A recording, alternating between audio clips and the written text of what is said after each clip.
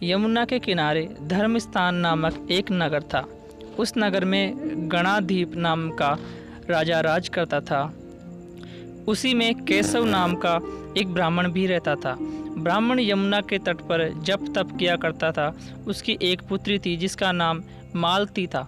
वह बड़ी रूपवती थी। जब वह ब्याह के योग्य हुई तो उसके माता पिता और भाई को चिंता हुई। संयोग से एक दिन जब ब्राह्मण अपने किसी यजमान की बारात में गया था और भाई पढ़ने गया था, तभी उनके घर में एक ब्राह्मण का लड़का आया। लड़की की माँ ने उसके रूप और गुणों को देखकर उससे कहा कि मैं तुमसे अपनी लड़की का ब्याह करूंगी। होनहार की बात कि उधर ब्राह्मण पिता को भी एक दूसरा लड़का मिल गया और उसने उस लड़के को भी यही वचन दे दिया। उधर ब्राह्मण का लड़का जहाँ पढ़ने गया था वहाँ वह एक लड़के से यही वादा कर आया। कुछ समय बाद बाप बेटे घर में इकट्ठे हुए तो देखते क्या है कि वहाँ एक तीसरा लड़का और मौजूद है। दो उनके साथ आए थे। अब क्या हो?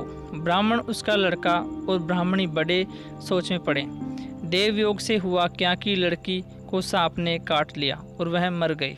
उसके बाद बाप और तीनों लड़कों ने बड़ी भाग दौड़ की, जहर झाड़ने वालों को बुलाया, पर कोई नतीजा न निकला। सब अपनी अपनी करके चले गए। दुखी होकर वे उस लड़की को शमशान में ले गए और क्रिया कर्म कर आए। तीनों लड़कों में से एक ने तो उसकी हड्डियां चुन ली और फकीर बनकर जंगल में चला गया। दूसरे ने राख की गठरी बांधी और वहीं झोपड़ी डालकर रहने लगा। तीसरा योगी होकर देश देश घूमने लगा। एक दिन की बात है, वह तीसरा लड़का घूमते घामते किसी नगर में पहुंचा और एक ब्राह्मणी के घर भोजन करने बैठा। जैसे ही उस घर की ब्राह्मणी भोजन परोसने आई कि उसके छोटे लड़के ने उसका आंचल पकड़ लिया। ब्राह्मणी से अपना आंचल छुड़ता नहीं था। ब्राह्मणी को बड़ा गुस्सा आया। उसने अपने लड़के को झिड़का मारा, पीटा, फिर भी वह न माना तो ब्राह्मणी ने उसे उठाकर जलते चूल्हे में पटक दिया। लड़का जलकर राख हो गया। ब्राह्मण बिना भोजन किए ही उठ खड़ा हुआ। घरवालों ने बहुत देर कहा पर वह भोजन करने के लिए राजी न हुआ। उसने कहा कि जिस घर में ऐसी राक्षसी हो उसमें मैं भोजन नहीं कर सकता। इतना सुनकर वह आदमी भीतर गया और संजीवनी विद्या की पोथी लाकर एक मंत्र पढ़ा। जलकर राख हो चुका लड़का फिर से जीवित हो गया। यह देखकर ब्राह्मण सोचने लगा कि अगर यह पोथी मेरे हाथ पड़ जाए तो मैं भी उस लड़की को फिर से जिंदा सकता हूँ। उसके बाद उसने भोजन किया और वहीं ठहर गया। जब रात को सब खा पी कर सो गए तो वह ब्राह्मण चुपचाप वहीं पोथी लेकर चल दिया।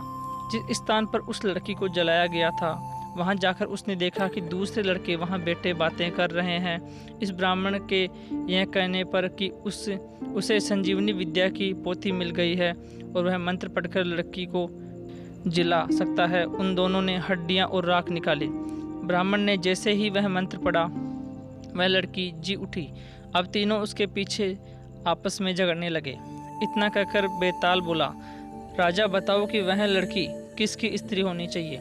राजा ने जवाब दिया, जो वहाँ कुटिया बनाकर रहा उसकी। बेताल ने पूछा, क्यों? राजा बोला, जिसने हड्डियाँ रखी वह तो उसके बेटे के बराबर हुआ। जिसने विद्या सीखकर जीवन दान दिया वह बाप के बराबर हुआ। जो राख लेकर रमा रहा वही उसकी हकदार है। राजा का यह जवाब सुनकर बेताल की फिर से पेड़ पर जा लटका। राजा को फिर लौटना पड़ा और जब वह उसे लेकर चला तो बेताल ने तीसरी कहानी सुनाई। तो दोस्तों, कैसी लगी मेरी कहानी कमेंट करके ज़रूर बताएं और ऐसी कहानी सुनने के लिए मेरे चैनल को ज़रूर सब्सक्राइब करें।